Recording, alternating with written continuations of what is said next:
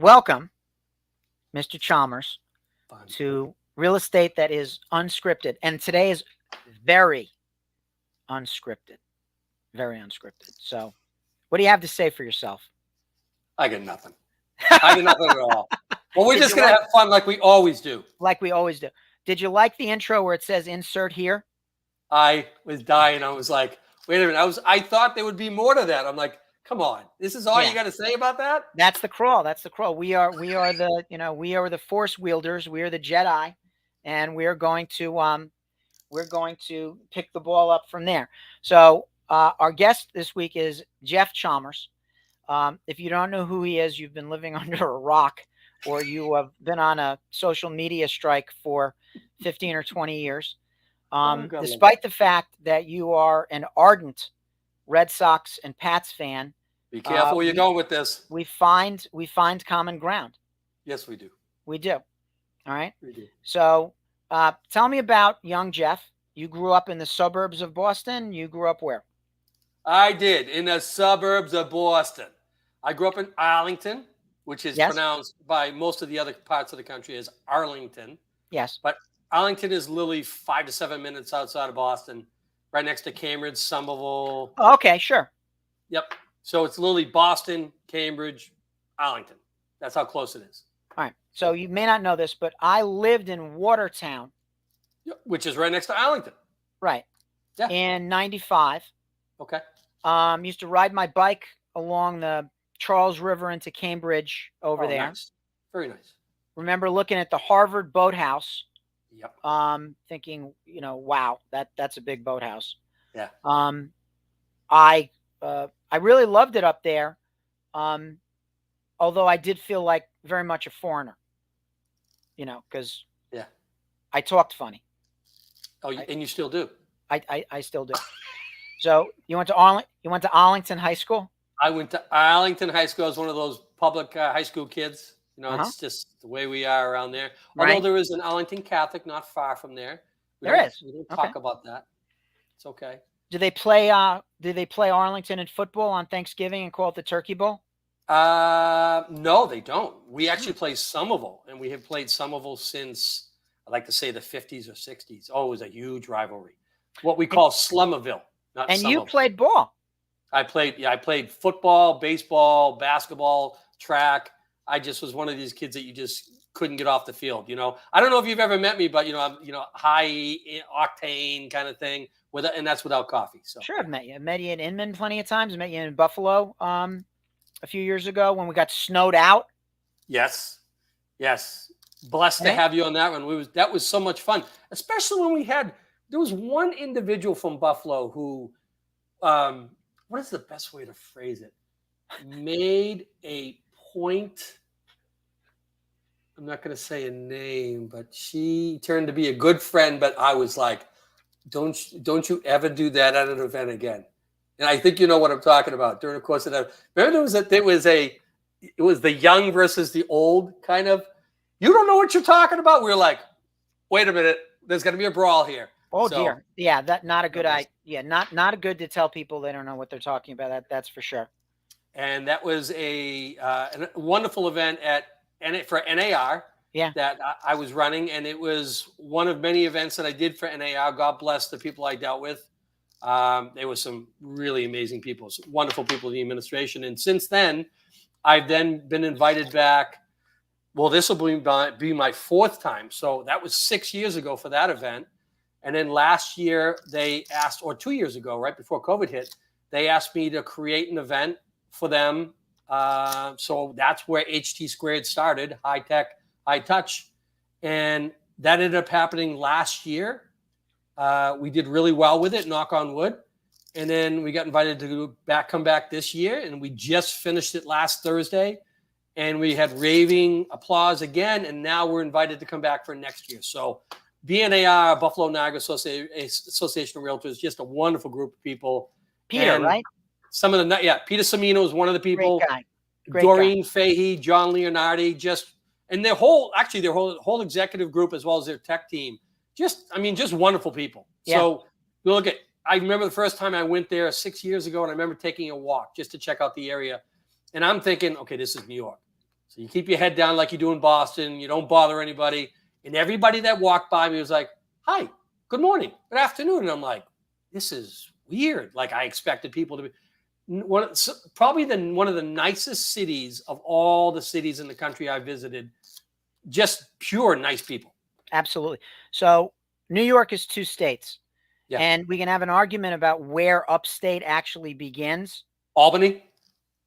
I would say Poughkeepsie, but okay. If you live in Long Island or New York City, you think anything north of the Bronx is upstate. Right. If you live in Westchester County, you do not think of yourself as upstate. We can agree, though, that Buffalo is upstate from where I sit. What? And it's really but it's way west. They call themselves the Western Tier. Oh my gosh. And but I will say this: that association is very forward thinking. Yeah. They've recognized the importance of being tech savvy ages ago. Yep. The work they've done to equip and educate their agents is beautiful, and they're not slowing down. No, Peter Semino was the one who I originally worked with 6 years ago, and then I worked with him last year. And he was the former CTO before he moved on to another position with Metro Roberts. And I'll tell you, he just a smart guy. Yeah. So I'm very blessed to be able to get to know him. And he's the one who originally brought me in. And then last year, Sean and I co-hosted the event. And, Sean and I have been buddies for many years. So it was, as always, fun whenever we get together. So, yeah. Yeah. I had a good experience with him at whatever precursor event this was you had. And it was easy. It was just easy to work with. But I want to get back to something. I want to talk about football. Got it. Go for it. All right. You played high school football, and this is something I didn't know. You played in college. I did. I played college. I was a quarterback / defensive back, but I also played linebacker in some positions. Or I should say, they built the defense around me because I was just one of these kids who just didn't like.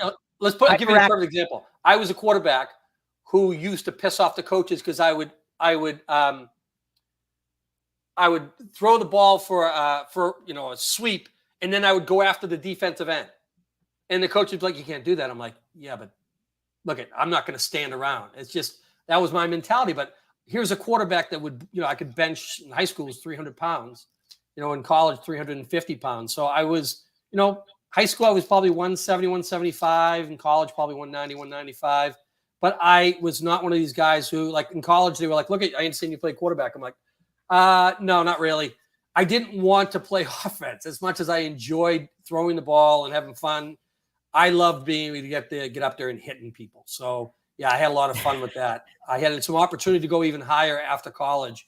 But unfortunately, things happen for a reason. And 3 days before my last game, I blew out my knee in practice and was never able to play again. So, but I ended up coaching instead. So it worked out well. So my son, I have one of my kids is a jock. So Mark is a sophomore and he went out for the junior varsity team.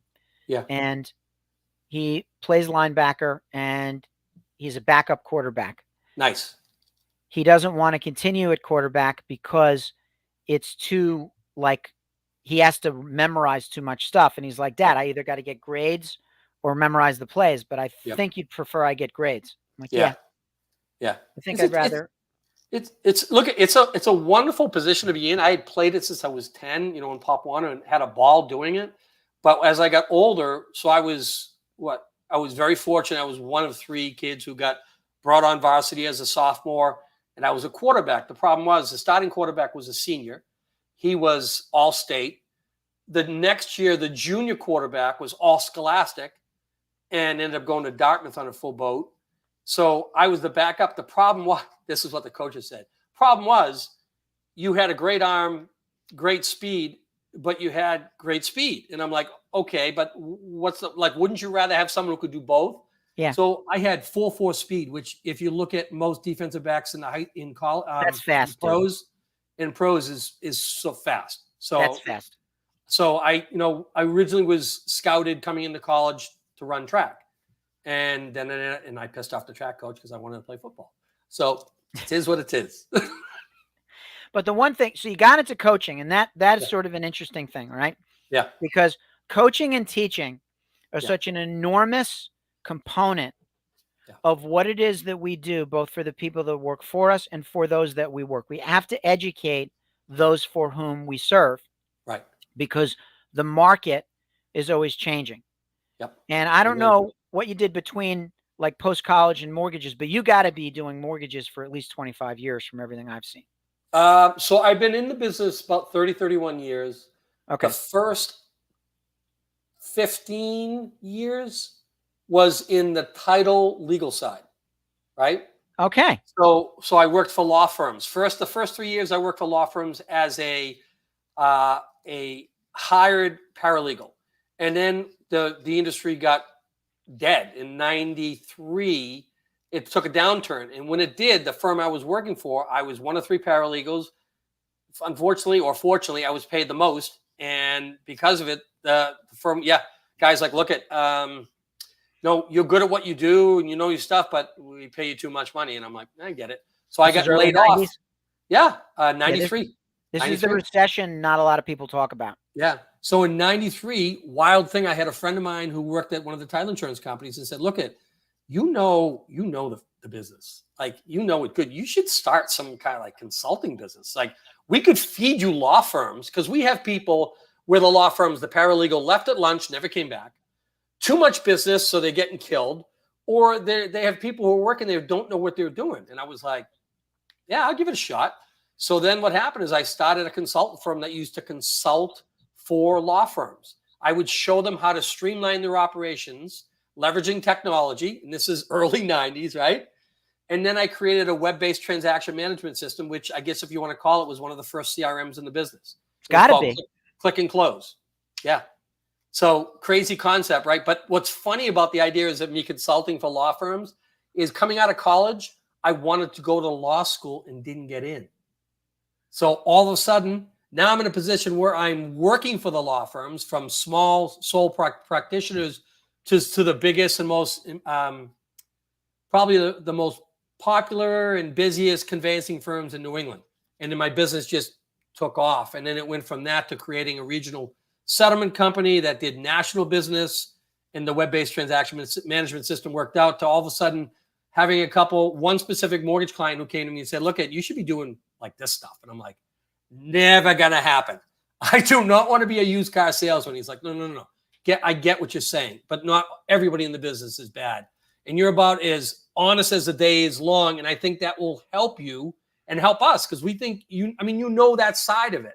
And you know the technology. Like, if you came over here, you could kill it.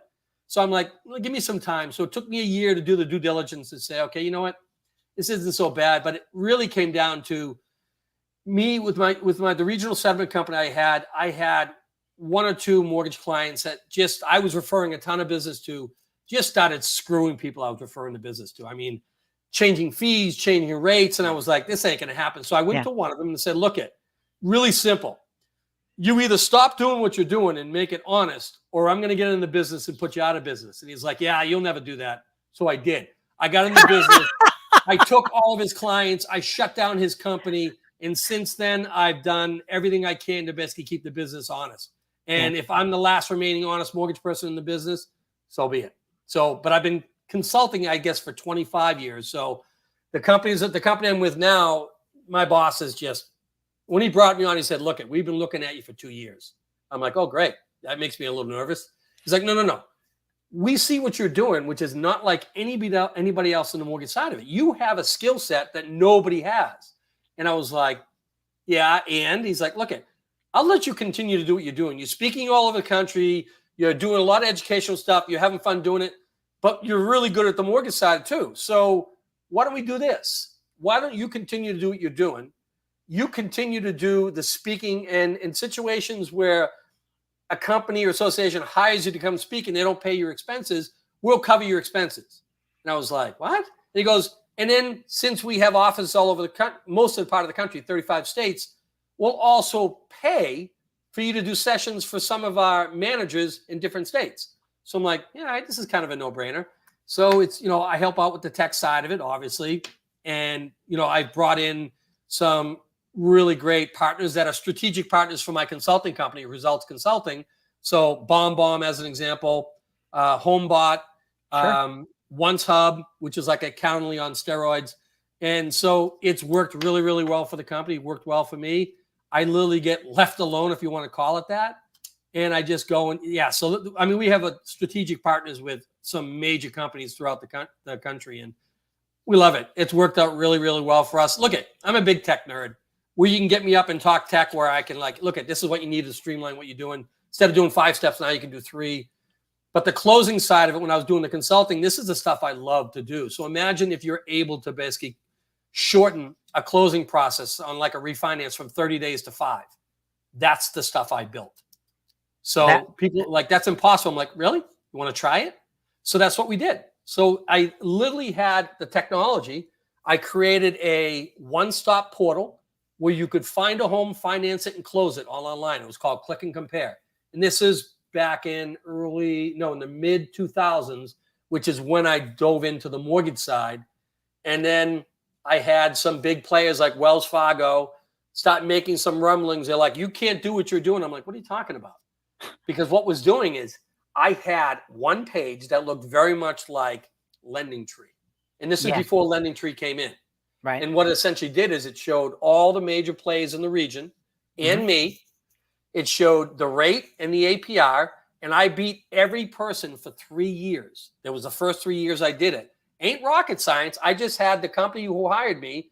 They understood that, I want to create my own protocols, which means you charge this, this, and this. I don't want to charge that. I don't think it needs to be like secondary market fee, right?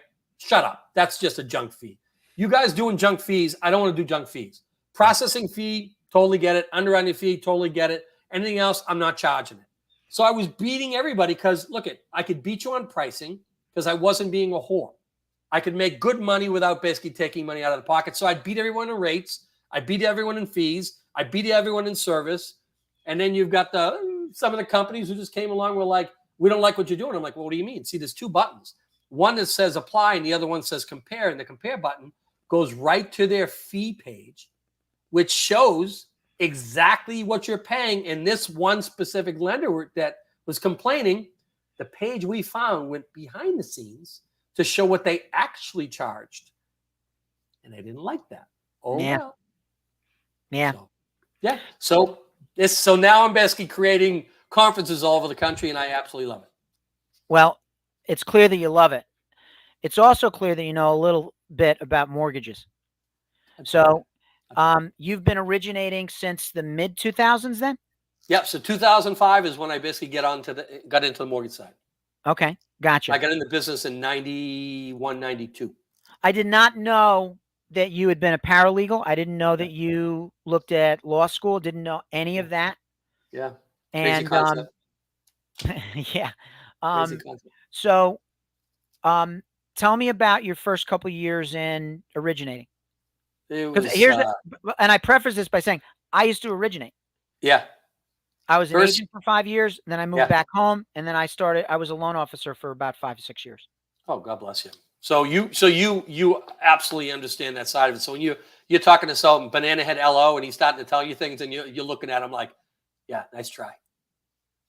Exactly. So like, for example, we have this sort of Mendoza line geographically, where if we get a pre-approval from from a Long Island based company, right, we start to get skeptical. And I will ask about pre-approvals, and I'll say, did you get a DU? Did you run it through a desktop underwriter? Yeah. Which is parlance that hasn't changed. Yep. And I want a yes. Yeah.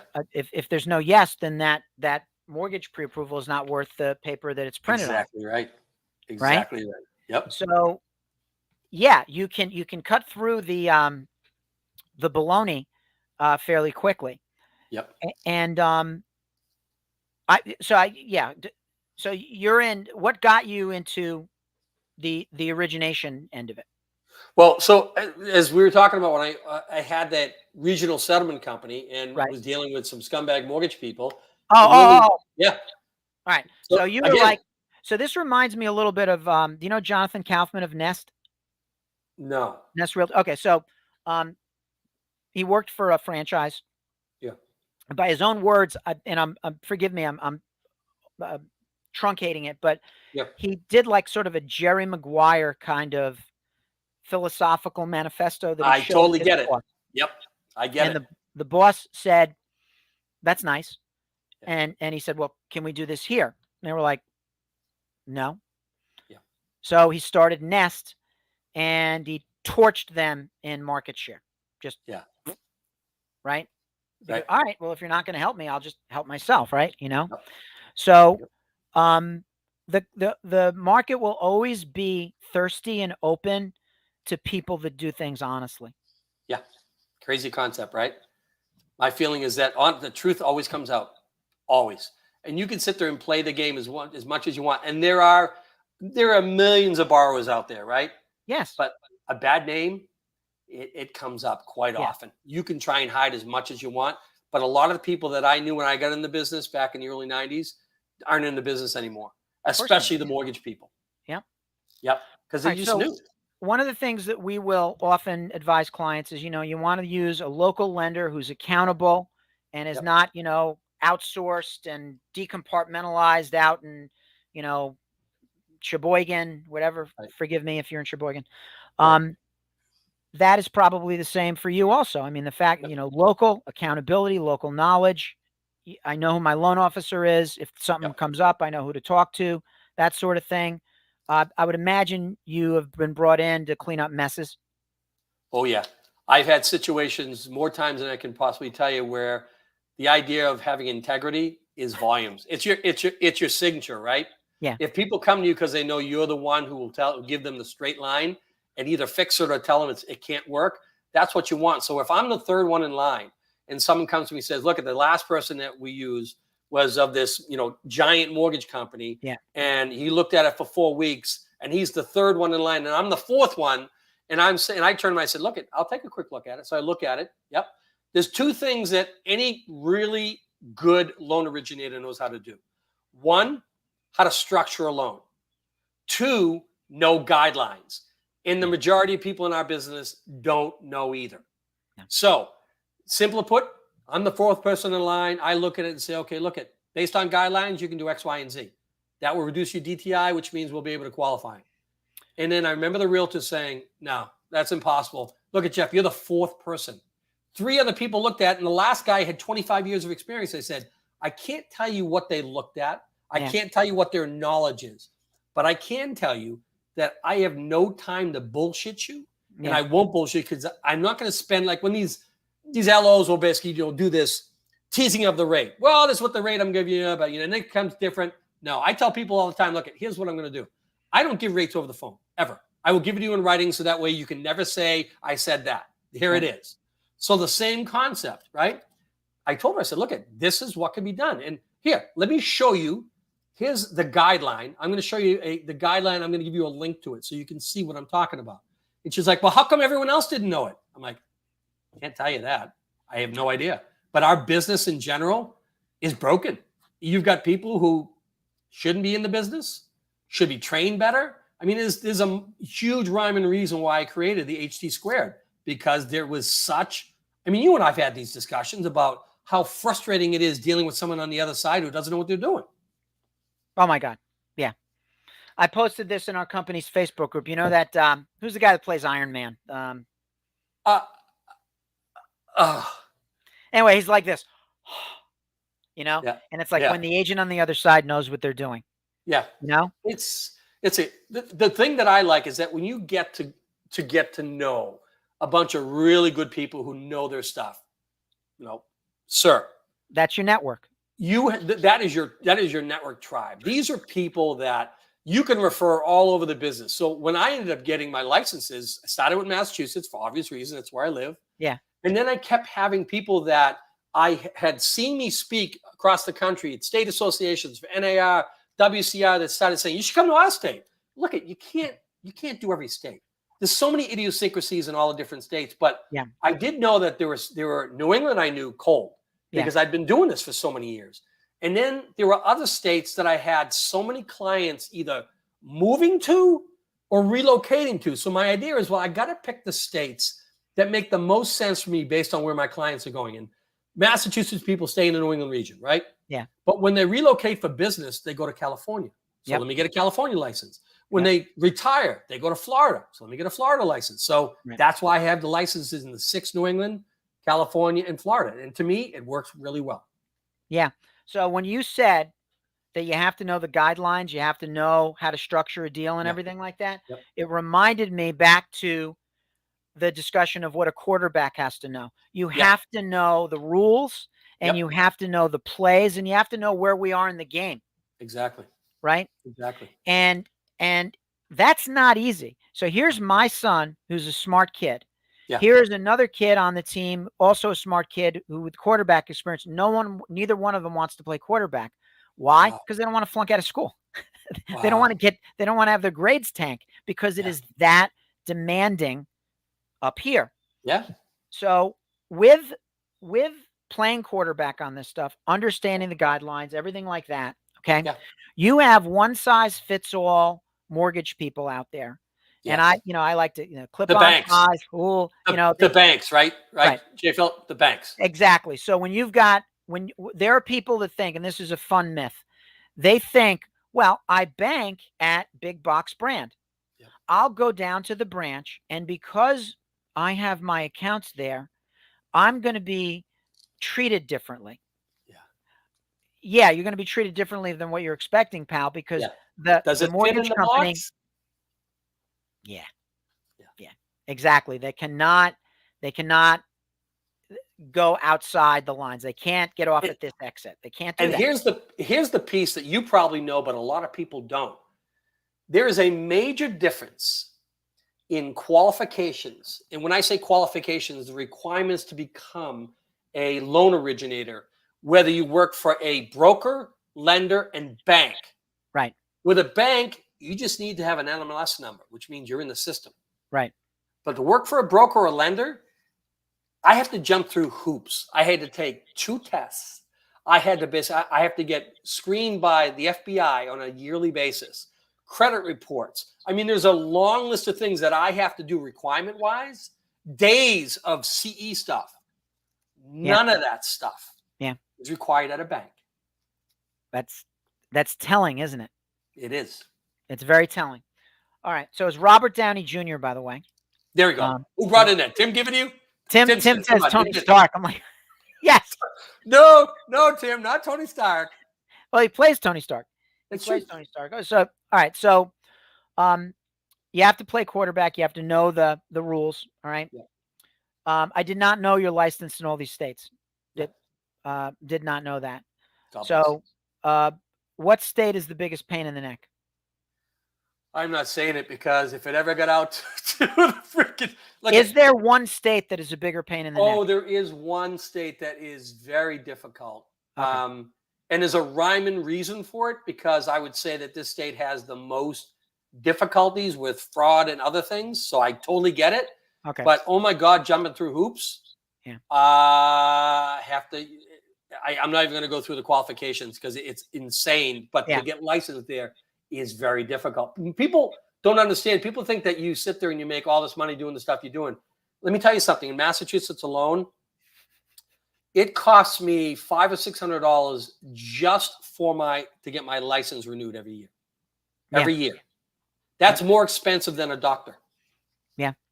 So one of the things that the Great Recession foisted upon society, and this is hard to believe that it was like this, it wasn't like this before, but you did not need a license. Like I didn't have a license when I originated. 2001, 2, 3. I just W-2. Crazy concept, right? Here's my tax returns. I know you have no experience and there's no one looking over your shoulder. Right. Yeah. That's a little disturbing. So when people ask the question, well, why did we have such a subprime problem? Oh, well, let me tell you. The person who was working at McDonald's last week and is now looking at your tax returns, yeah, there's the reason. That's now vice president of the bank. So let's talk about that. Let's talk about the crash. Let's talk about all that stuff. Yeah. Right. A lot of us were puttering along, doing our thing. Yeah. 2003, 4, 5. Rates at the time seemed like they were as low as they were ever going to get. The market was healthy. There was talk about a soft landing. Yeah. And then all of a sudden, and of course, this happened a week after I closed on my house in 2007. The subprime banks started to fail. Oh, yeah. And there was a website. I can't remember the website's name, but there was a website that you could go to on a daily basis and see who was next. I think it was something called I'm Getting Foreclosed On or something like that. No. It was different. If I said the name, you'd probably remember it because I know you probably knew it. Could be. It was crazy. Like it had like all the banks that were failing or had failed or been bought out. Hundreds. It was like, oh my God. Hundreds of banks failed. But here's the worst part, and you saw it when you were in the origination side. Yeah. You would get these emails from these different lenders across the country with their programs, and you'd be looking at this stuff and going, wait a minute. How do they do that? How are you not caring about their credit score or that they've got all these lates, but you'll give them a mortgage? I mean, this is like you saw these programs and you're like, okay, pre-foreclosure, pre-bankruptcy, and you were like, how? But here's the thing that most people don't know about this. Fog and mirror, we give you a loan. Yeah. The lenders, as much as they did some things wrong, they were adhering to the guidelines that were created by the government.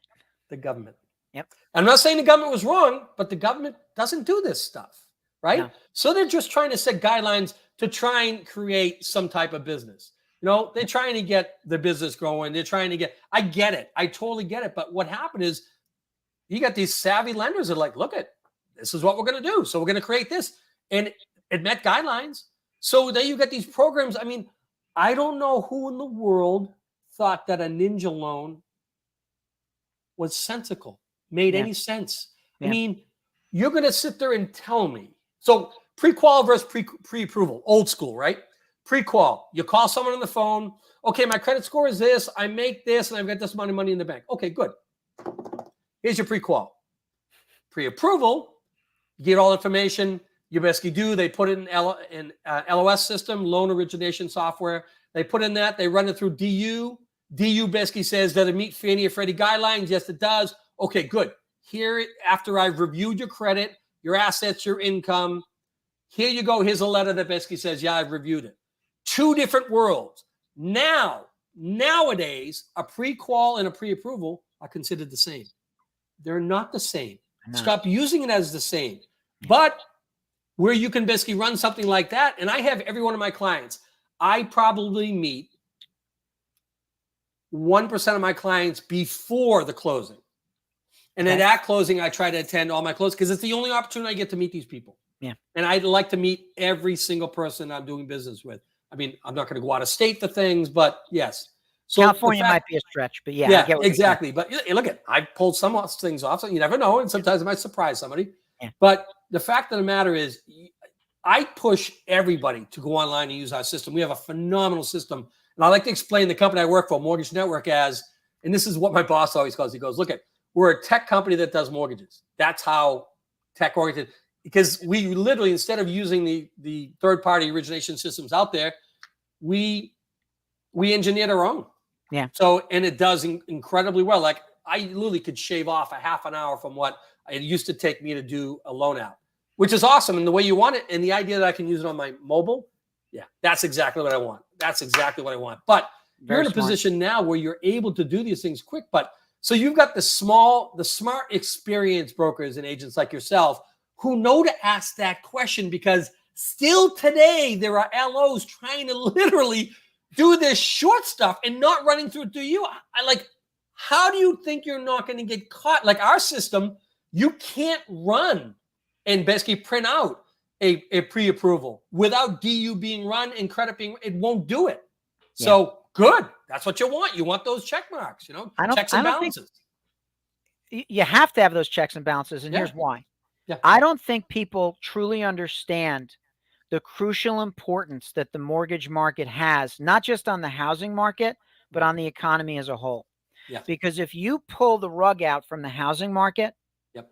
then all the other recession dominoes fall. People Absolutely. have asked me about, well, inflation, COVID, are we going to see a housing crash, blah, blah, blah. So tell me if you think I'm wrong. You can tell me if you agree or not. But the only 2 times in my life that I have seen the housing market absolutely crash, we're talking late 80s and, of course, late 2000s. Yep, early 90s as well. Right. Was not, well, that was related to the 87 kind of thing. It took longer because that was a savings and loan. Right. Yeah. So Yep. So the housing market can sustain war. Yep. It can sustain high interest rates. Yep. It can sustain pandemics, as we have learned. It Yep. can sustain recessions because people are still going to live indoors.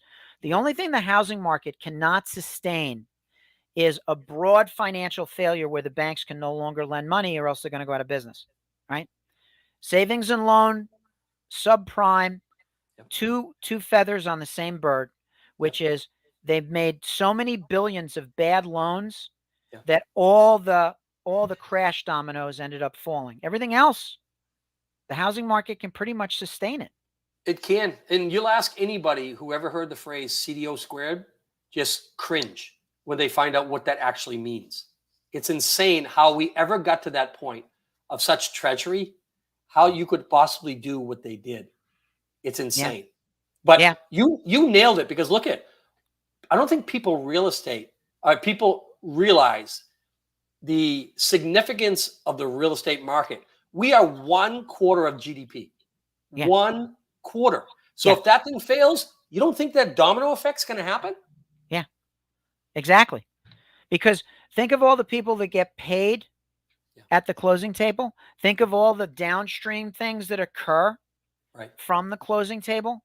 We're talking about new kitchens, new sinks, construction, insurance, mortgage lending. It's just so many things. So many people pay their own mortgage from that one mortgagee's actions, from that closing, right? Right. So I want to switch gears a little bit because we've figured it all out already. Oh, we have so much more to go on this stuff. I know we do. I know we do. But you are, like myself, a dad. Yeah. We've both spent our time as single dads at the time, and we've both know our way around the autism spectrum. Amen. Right? Yeah. So being self-employed, being in a business that's not a 9-to-5 business, being in a business where you reap what you sow and everything you do is your love letter to yourself from 90 days from now and everything like that. Yeah. How old are the boys now? The boys are now 11 and 12, going on 12 and 13 in the next couple months. Gotcha. So doing what we do, I think, feeds to a large degree our approach to being fathers. 1,000%. Right. I think the educational side, me being involved more in the educational side. Actually, no, I'm going to back up. I think first of all, without question, the thing I am most proud of and all the things I've done in my life, and I've been very fortunate, knock on wood, to have a lot of success. My biggest and most proudest thing are my boys, above and beyond anything else I've done. Anything. Anytime I've given presentations, and I've given them all across the country in all these different aspects, my boys have been in every single presentation I've given. Yeah. Yeah. I mean, because they're part of us, right? Front page of my website is a perfect example. This one that you're showing right now, jeffreychalmers.com. What's the first thing that I say? There we go. And anybody that knows me, the first question they ask, just like you do all the time, how are the boys? Yeah. Because they know that's my most important thing out of everything. Right. So what people don't know is that, we get guests on this broadcast, right? I mean, obviously. So you and I have a conversation. I'm away. I was actually, Allison and I had a long Labor Day weekend, and you and I finally catch up on the phone. Yeah. And, you think we're going to have this high level conversation about, housing and, where the mortgages are going. And what are we talking about? We're talking about the kids. Yeah. That's what we're talking about. Because those are everything. I mean, there's no other way to say it. Well, when I interview new agents, Yeah. I will ask them, what is their why? Yeah. What gets you out of bed in the morning? What's your reason for wanting to go into, basically an eat what you kill, straight commission, high risk, high reward, dealing with the difficulties and proclivities of human beings under high stress? Why would you want to do this? What is it that motivates you? And if someone is like, well, I like houses, I don't have a good prediction for them. But if somebody says to me, I have children, I have retirement, I have to think about, getting my kids through college, giving them what they need, creating a lifestyle for my children so they have a better life and future than I have, blah, blah, blah. That's Awesome. a person that I know who's going to get out of bed in the morning. Yep. And, right? And here's a part that I think, will be 100% behind. There's almost nothing you can't teach except a personality or compassion or love and genuine love for people that you just can't. Yeah. Those are people hard to find. No, it's very hen's teeth. So when my oldest boy, 20, is on the spectrum. Yeah. I told him. And doing amazing things, so everyone knows. Well, yeah. Well, I love watching those things. The last couple of weeks have been a little tricky, but we'll get into that another time. But yeah. One of the things that helped not too terribly long ago, maybe a year ago, was I said to him, look, life is not a win-lose thing. Life is a win-learn thing. So if you don't win, what did you learn? So if you look at it that way, and that's helped, where he is concerned. It's those basic things that we tell the kids, and you don't think they listen. They listen. They listen. Trying to get them to understand things that they really weren't seeing the big picture until they get older, and then they start to see it. And I'm like, look at the 5 foundations of friendship, right? Which to me are shipbuilding. So I'm like, okay, be kind, right? And I went through this 5 set. So every time I took them to the bus stop for a course of 5 years, before they got on the bus, they had to relay to me the 5 fundamentals of friendship. And then as I got into junior high, I said, okay, now I wanted to go over, because they're now, Brady's in 7th grade and Daniel's now in 8th grade. I want to go over those 5 fundamentals. And they tell me what they are. And I said, that's great. Now I want you to try and explain to me how those are important now and how they'll be important in business later. And they're like, oh, Dad, I never thought about that. I said, well, I didn't want you to think about the future. I want you to think about the fundamentals of life, like just be kind, be compassionate, fill buckets, build smiles. And I've had a lot of people ask, they don't understand what fill buckets means. I go, you ever be in a position, I'll give you someone, and there's a commercial, I can't remember who did it, but a little child brings in his lunchbox and there's nothing in it, right? And then he goes and gets a drink of water and comes back, and now it's full because all his friends had put stuff in there to eat. That is filling buckets. It's it's making another person's day better. Filling buckets is you're in line at Dunkin' and you pay for the person behind you. It's the small things like that you're not looking for recognition. That's filling buckets. That is beautiful. That's beautiful. That is an excerpt that we should edit and use in the future. I love that. That should be your if you had a commercial, that should be in it. My opinion. But I mean, you grow up with, especially if you're growing up with an autistic child, you see things very differently. You learn very, very, very quickly how things are just not the same. I remember crying when he got diagnosed, because I thought to myself, here I have a son that I wanted to teach football and baseball and basketball and all these great sports that I loved growing up, and he'll never probably take a snap. He'll never, and it killed me to be in that position. And it took me years, a couple years at least, to accept the fact that he just was different. Yeah. And it sounds like, people like a couple years, I'm like, it takes a long time. Oh, thank you very much. That's exactly. All right, great. Now you're going to make me cry. What is this? This is a, this is the video I was telling you about. Okay. All right. So when he originally came there, right, there was nothing in there because his family didn't have the money to give him any snacks. Oh. all his friends around him filled it full of snacks. That's awesome. Filling buckets. It's making That somebody else's life better that is awesome. That is a just beautiful by thing. doing the smallest and kindest and compassionate things. And these are the things that I think, if anything, I taught my boys, because when I had Tim, thank you so much for putting that up, buddy. Tim's good, huh? He is phenomenal. Freaking Tim. These are the things that when I had teachers telling me, look, I don't want to hear about their grades. The first question I ask is, are they kind? Are they respectful? Are they compassionate? Yeah. And when I have teachers saying to me, they're the kindest kids, they're the most compassionate kids, they have lots of friends, a lot of people love them, and they're respectful, incredibly respectful with me.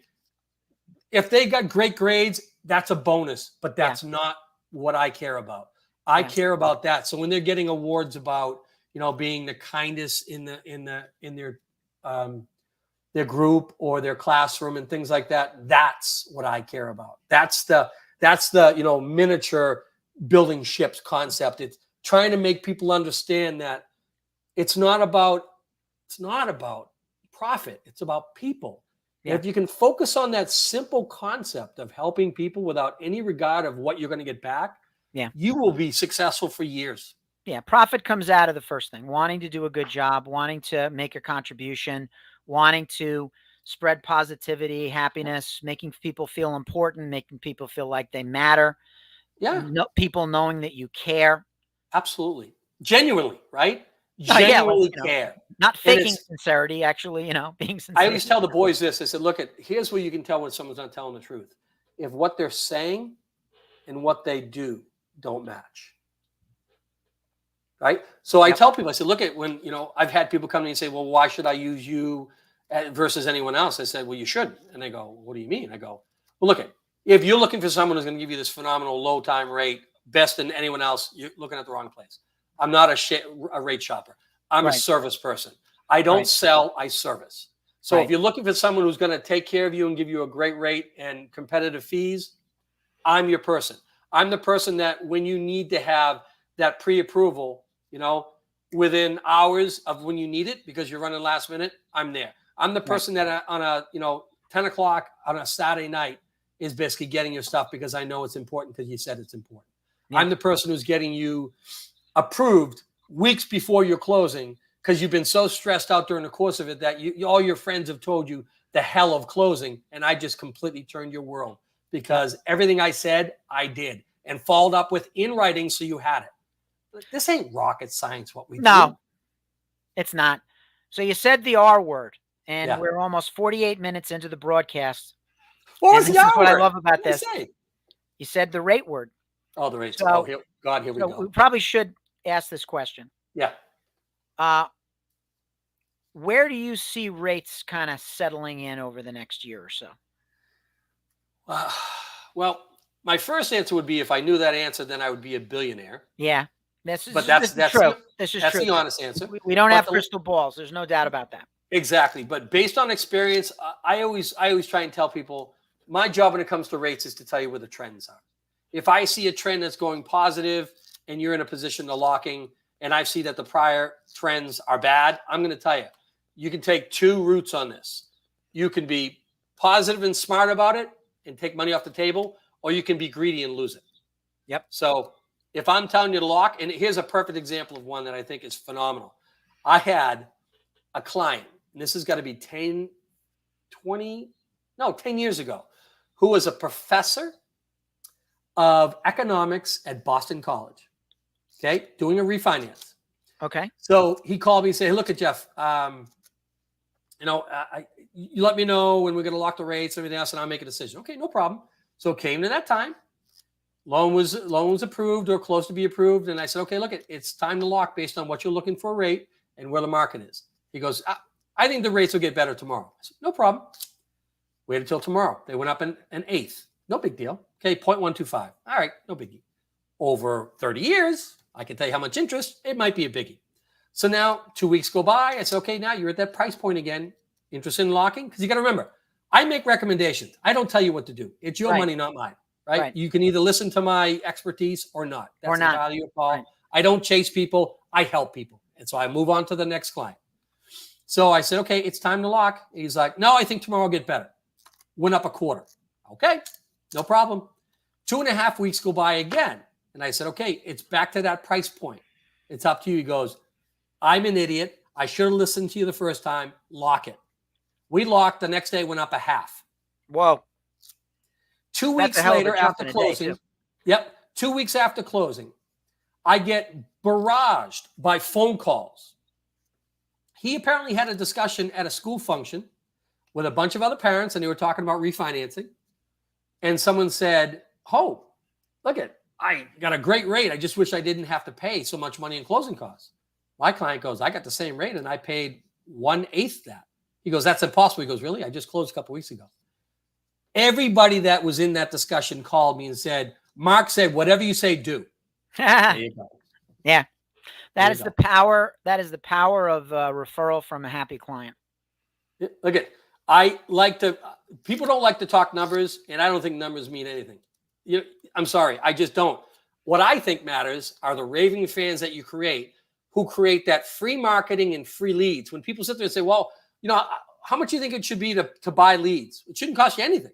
If you're doing your job and you're doing your job well, that raving fan mentality will brag to everybody they know about you. And that's free leads. That's how you build business, not cold calling, not buying leads. Sorry, don't believe in it. Yeah. Yeah. So these are happy clients right here. Tim, do we want to play this video?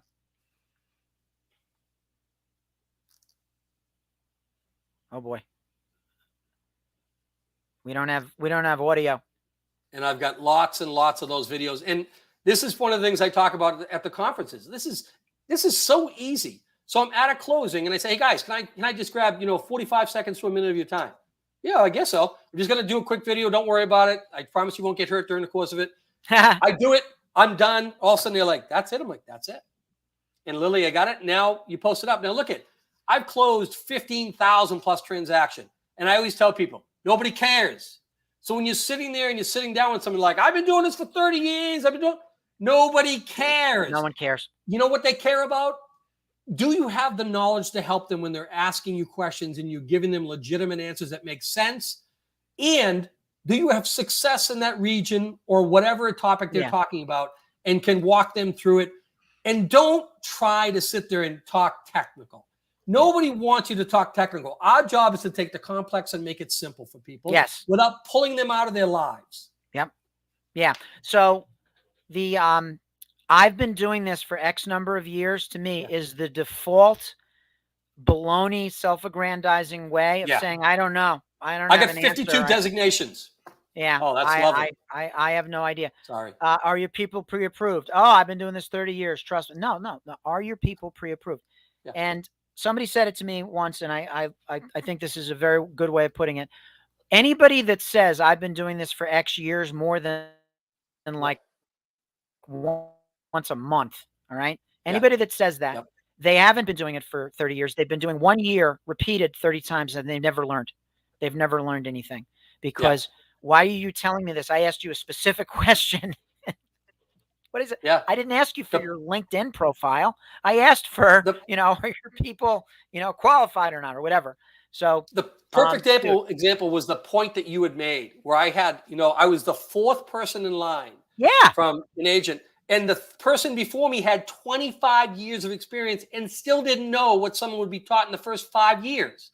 So it doesn't matter how long you've been doing it. If someone sits there and pontificates about how long they've been doing it, how many transactions, shut up. I always tell people this. I said, I'm not going to tell you how great I am.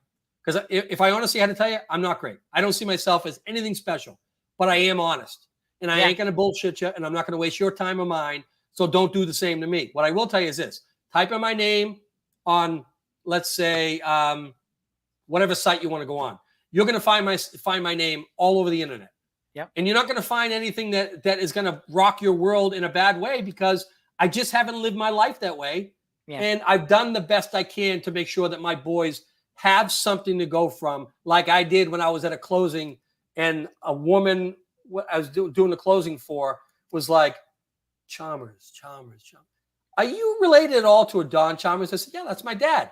As soon as I said it, this woman went off for 20 minutes about how wonderful my dad was, how amazing he was as a person, how kind he was, da, da, da. And I just sat there and the tears were coming down. And I'm like, I can't say thank you enough, because you're never in an environment for someone to tell you that. And here I am in my, in my business with a woman telling me how amazing my dad was. And that's integrity right there. That absolutely is. What did your dad do? My dad was an engineer for Polaroid for 35 years. Ah, okay. Gotcha. And that was one of the women that used to work for him. No kidding. Crazy concept, right? Yeah. Yeah. How about that? That's awesome. Polaroid's big up there, right? Are they still up there? Well, it was before they got bought out and shut down and everything else. He had a tough position because, oh my God, my dad started working there when Mr. Land was there. Okay. Right? Mr. So my Land dad was like one of the founders or something like that? He was the founder of Polaroid. Yep. Okay. So if you ever hear of Land camera, right? That was the precursor to Polaroid. And he was brilliant. MIT graduate. He said he was very eccentric in the point where he would turn to like the head of sales and go, can you go out and get sandwiches for us? And the head of sales would be like, well, we have someone who does it. He goes, nobody asked you to go get it.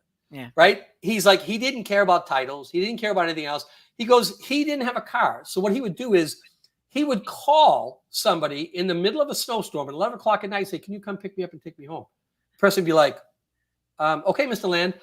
He just was. He said, but my dad said, but he took such incredible care of the people around him. He goes that everyone always remembered who he was. They knew he was eccentric, but here's a guy who, who were the famous pictures? The guy used to take these amazing pictures of mountains and everything else way back in the day. Ansel Adams? Adams. So they were best friends. Did I nail it? I got it right? Yeah, you got it right. And my dad used to tell me stories about that as well. He goes, but now understand what my upbringing is all about. I come from a family who a dad who was one of 7, who had an alcoholic dad who was not very good to his mom. So I didn't get to know that till I was out of college. And that really hit home because it explained a lot, because we used to call my grandfather Grumpy, right? But it explained a lot. So, and my dad would have, a couple beers during the week, never more than 2. Never more than 2. And I always was curious about that. I've had a couple beers with my dad, but I always stopped with 2 with him. But I'm not a big drinker in the first place. So to me, it was just kind of normal. But here's a guy who, and this guy, this is what blows me away. I mean, this is a man of integrity, right? Old school. A man that you, like, representative of someone like yourself. And probably your dad and relatives, because I've seen the pictures you've posted about people who have been in the forces. It's just unbelievable. Here's a man who was one of 7, oldest of the 7, didn't really get along with his dad, alcoholic dad. I'm sure he wanted to, put his dad through the wall, right? My grandmother was just the kindest person in the world. In fact, when she passed, they had counted that she was giving to over 250 charities a year. Every time something came in, she wrote a check. Didn't matter who it was for, what it was for, $1, whatever. She never threw them away. This woman is a saint. Yeah. So one of 7, oldest. I'm one of 5. So he raised that family, raised our family, went to school at night, right? Where did he go to school at night? Nowhere special, but I'll tell you in a second. So after I graduated, I was up and I bought my first house a year or 2 out of college. Very fortunate to do that. But that's pretty good. Yeah. I had a girlfriend who owned 2 other properties, and she's like, we're not renting, we're buying. So I'm like, okay. Yeah. So I mean, thank God for that. But so I'm upstairs rummaging in the attic, and I come across these boxes tucked in the corner, stuff all over them. And I'm like, is that some of my stuff? I want to take all my stuff to my new house. I'm going through in the very bottom. There are 3 degrees. And I'm like, what the heck is this? And I go downstairs and I go, Dad, why didn't you ever tell me about this? He looks at me and he goes, you never asked. He had a degree from Harvard in chemistry. Wow. Didn't think anything of it. Never framed it. Never put it anywhere. So his attention was elsewhere. His attention was being a good dad. So, and my dad had opportunities to go because of who he was working with, Mr. Land, otherwise to go into management. He said, I had two routes I could have taken, and my route was family. Yeah. And I mean, that says volumes. It's a good route. Lucky for us. Yeah. Right. Amen. Amen. How do we reach you? What's the best way to reach Jeff Chalmers? Well, I'd say the easiest way. Yeah. Take out the B cards. Just let them go to the front page. So JeffreyChalmers.com. Okay. Yeah, JeffreyChalmers.com is the easiest because that will tell you everything I do, everything I've been involved in community-wise. It tells you about the mortgage side of the business that I'm in, the consulting side I'm in, and then my new venture, which is HT Squared, which is high tech, high touch, which is a mobile sales conference. And this is the best way to describe it. This is a service-centric, right? Tech-infused and mentor-powered conference. This is about people who are existing current practitioners who built a platform to help those who are aspiring practitioners. Wow. HT Squared. So HT2.fun. .fun. HT2.fun. I love it. So listen, I told you when we were talking about you coming on the broadcast that the hour's going to fly by. Yeah. And when I tell you this flew by, I mean, I got a whole list of things we never got to. So we'll have to do it again sometime. I look forward to it, my friend. And as always, I thank you for everything you do and the opportunity to be on the show. I appreciate it. I'm sorry it was late. No, look at Tim and I just got to catch up. We hadn't seen each other since Inman a couple of years ago. That's who you are, though. You make lemonade out of lemons. So I appreciate it. And Tim rocks. Yes, he does. Tim does rock. That is for sure. Jeff, thank you. And we will do it again soon. God bless you, my friend. Take it away, Timothy. Love you.